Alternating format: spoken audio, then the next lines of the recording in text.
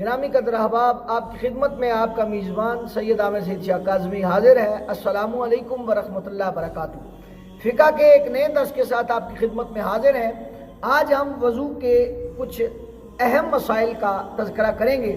یاد رکھیں کہ وضو میں بعض اعضاء ایسے ہیں کہ جن پر پانی پہنچانا، جن تک پانی پہنچانا واجب ہوتا ہے، لیکن عام حالات میں پانی پہنچتا نہیں۔ بصد احتیاط کر کے انسان جو ہے ان اعضاء کو تر کر سکتا ہے۔ اگر یاد رکھیں کہ ان اعضاء کا خیال نہیں رکھے گا تو اس کا وضو پایہ تکمیل تک نہیں پہنچے گا، یعنی وضو درست نہیں ہوگا۔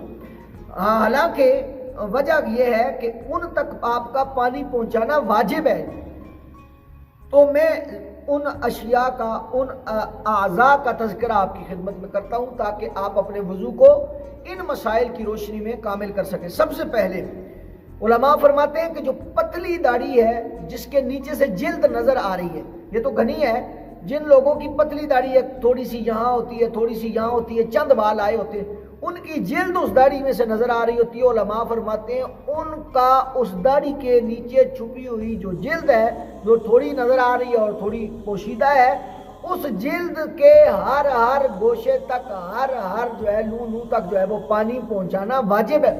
اگر وہ شخص پانی نہیں پہنچائے گا تو اس کا وضو کامل نہیں ہوگا، کیونکہ یہ فرض عضو یعنی چہرے کو دھونے میں جو ہے یہ شامل ہے۔ تو اس لیے جو پتلی داڑھی والے لوگ ہیں یا جو چھوٹی داڑھی لوگ رکھتے ہیں، ان کے لیے ضروری ہے کہ جو ہے وہ اپنی داڑھی والے جو ہے حصے پر پانی لیں، چلو میں اس کو جو ہے وہ ڈپ کریں داڑھی کو، اور جو ہے اس کو مسلیں تاکہ جو ہے وہ بال برابر جگہ بھی خشک نہ رہے۔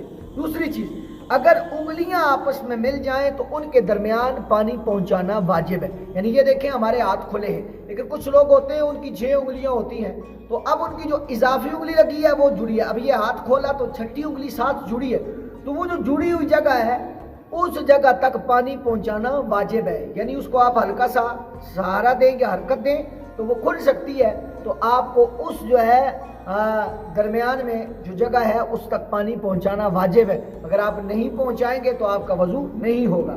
اسی طرح اگر ناخن بڑھ جائیں، انسان کے ناخن بڑھ جائیں اور وہ پوروں کو، یہ انگلی کا پورا ہوتا ہے، اس کو بھی ڈھانپ لیں تو ان کے نیچے کی جگہ کو دھونا واجب ہے۔ ہماری مائیں بہنیں بیٹیاں جن کے بڑے ناخن ہیں وہ خاص کر جو ہے خیال کریں اور لحاظ رکھیں۔ ویسے بھی بڑے ناخن ماں بہن بیٹی کو نہیں رکھنا چاہیے۔ حضور فرماتے ہیں جو بڑے ناخن ہیں، ناخن کے نیچے جو ہے وہ شیطان بیٹھا رہتا ہے اور جو ہے وہ نحوست اور پریشانی، بیماری ساری آتی ہے۔ جیسے وہ کھانا کھاتا ہے تو اس کے ساتھ جو ہے وہ پیٹ میں چلا جائے۔ بہرحال بہت ساری باتیں ہیں، لیکن سادی سی گزارش یہ ہے عام فہم الفاظ میں کہ آپ اپنے ناخنوں کو جو ہے تراشیں، نہ جو ہے وہ آپ کو پاکی میں جو ہے مشکل اور پریشانی کا سامنا ہو۔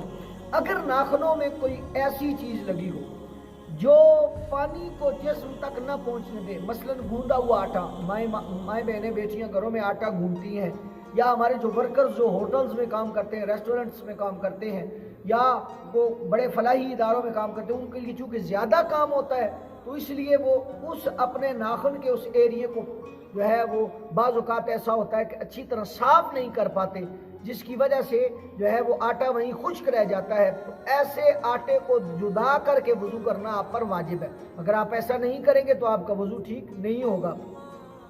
اسی طرح اگر آپ نے انگشتری یعنی انگوٹھی ہے وہ تنگ پہنی ہوئی ہے تو اس کو حرکت دینا کیا ہے آپ پر واجب ہے، کیونکہ اس کے نیچے جب پانی نہیں جائے گا تو آپ کا وضو نہیں ہوگا۔ حضور علیہ السلام حالانکہ انگوٹھی آپ کی جو انگشتری مبارک تھی وہ کھلی تھی، لیکن اس کے باوجود حضور اس کو حرکت دیتے تھے وضو کرتے ہوئے۔ صحابہ کرام فرماتے ہیں ہم دیکھا کرتے حضور جب وضو فرماتے حضور علیہ السلام اپنی اس جو انگوٹھی مبارک کو جو ہے وہ حرکت دیتے تاکہ پانی جو ہے وہ نیچے انگوٹھی کے نیچے جو جلد پوشیدہ ہے اس تک بھی پہنچ جائے۔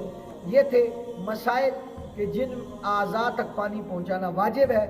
خالق کائنات مجھے اور آپ کو ان مسائل کی روشنی میں اپنے وضوؤں کو کامل کرنے کی توفیق عطا فرمائے۔ السلام علیکم ورحمۃ اللہ وبرکاتہ۔